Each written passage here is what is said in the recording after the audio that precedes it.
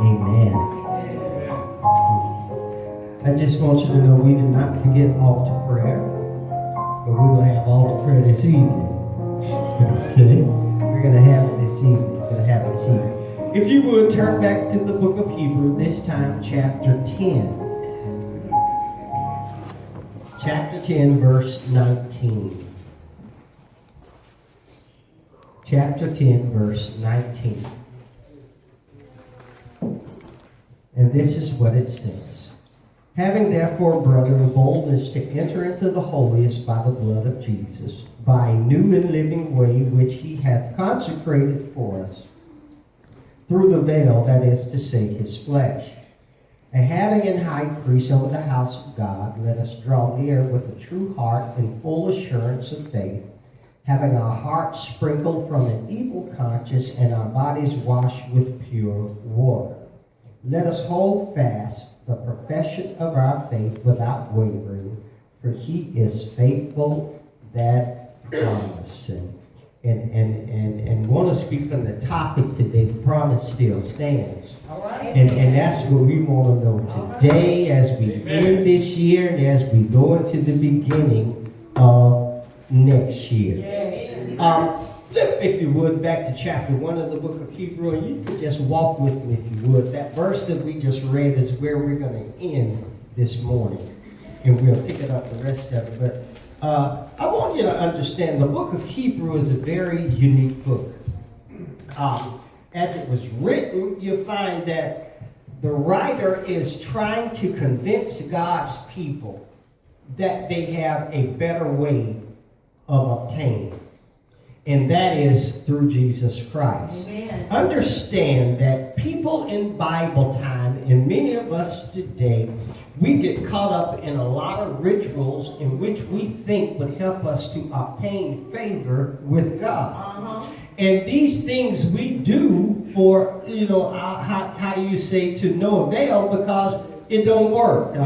We got to understand that God is God and that he has sanctified and created a way that each and every person can come to him. Yes. And so now, he's trying to convince his people in chapter 1. He's letting them know that God in different times, in different paths, he spoke to us by the prophets. But now he's speaking to us by his son, Jesus Christ. And what we have to understand, it talks about Christ being the brightness of his glory. So what we have to understand is that the exhibition of the excellence of God, which is known as the Shekinah glory, was created in Jesus Christ. That you ain't gonna get nobody better than him. And Paul, the writer, is trying to convince people where he tells them he's better than the angels. And many of us, we talk about God has an angel watching over us. We often speak of that. The angel of God was with us. And if you can believe and if you have faith in angels, well, you should be able to believe even more in Jesus Christ. And then not only that, but a question is asked, why is it that you and I want you to look at it, talks about man, and he wants to know what is man, because angels look at their being and they're saying, we can understand that we are superior to man and we are in an eternal state like you, God, but what is man that you're so mindful of him? What is it about man that he's frail, he's weak, he goes contrary to your word, he always wants to do his own will, but what is it about him so that you are so mindful of him? Why is it? And he says, because I created him in my image and nothing else. And that's the unique thing about us. If you want to see God, look at the person sitting next to you. It'll make you talk a little bit better to them now. It'll make you treat them a little bit better because I'm looking at the image of God sitting right there with me. So we were talking yesterday how we're missing an entire generation of people because we want them to dress a certain way, act a certain way. And that's not them. And the thing is, do we dress like Paul and them did in the Bible? You know, do we operate the same way that they did in the Bible? No, we don't. So you'll find that the one thing that I learned most about the book of Hebrew is that God wants me to be me. Yes. He wants you to be you. Yes. He don't want you to fit an image that does not express who you are. Because if you're somebody else other than who you are, you're not who God created. And you said, God, you made a mistake. So when you begin to judge people about themselves and different things, what you're saying is, God, you didn't know what you was doing. You made a mistake. And you look at somebody and you tell them, I ain't no mistake. Amen. Amen. And so not only that, but then that brings us and it says we believe in the law of Moses.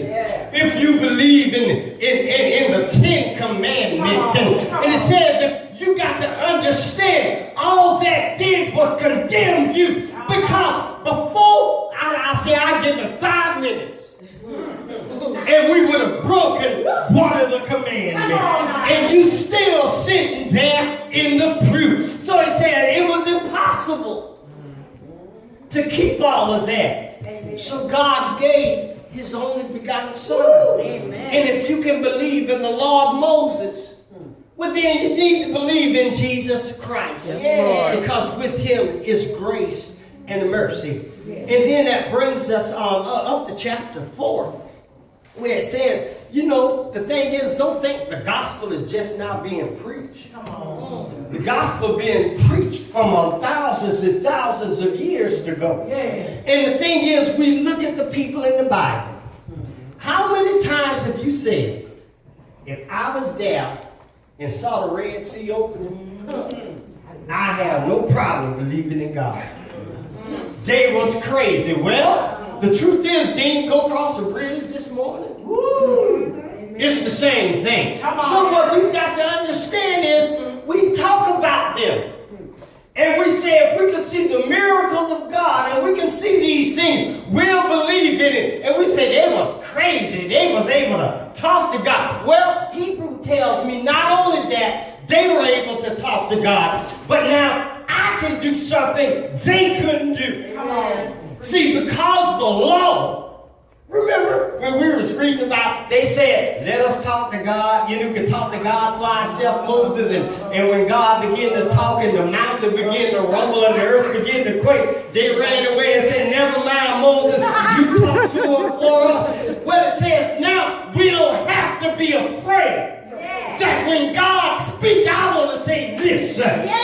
When God moves, I want to see you. And he says, now you don't have to be afraid, but now let everybody come boldly to the throne, and you can ask God whatever it is that you need. Ask somebody, tell them, say, what you need this morning.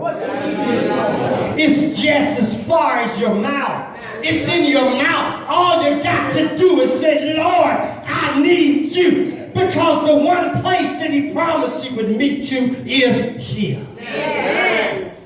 So it says, and I'm coming to a close. Let us have boldness. Yes, Lord. And you can come and ask God whatever it is that you need. Amen. Because I want you to understand the law of Moses didn't cancel the promise. The actions of our forefathers didn't cancel the promise. Come on. The promise still stands. And let me tell you something. Donald Trump becoming the president did not cancel the promise.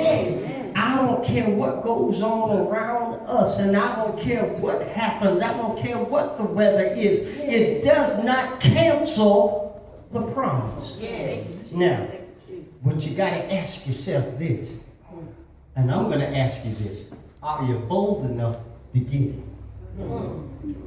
I want to know, are you bold enough to get it? He told you you can have whatever it is that you want. Are you bold enough to stand up and say, Lord, I want my promise?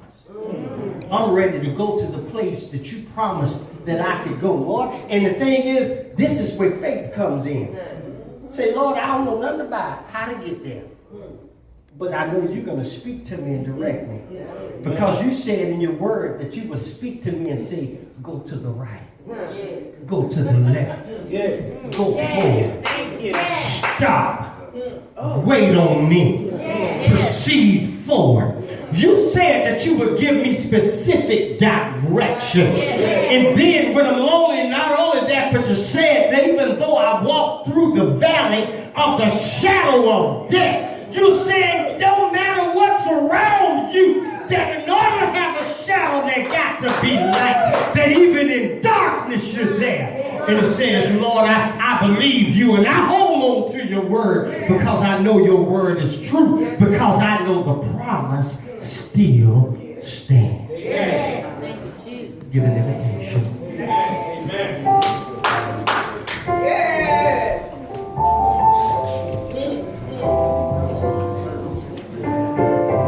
If somebody wants to become a part of this body of believers, you have the opportunity to do so. You may come as a candidate for baptism or under Christian experience.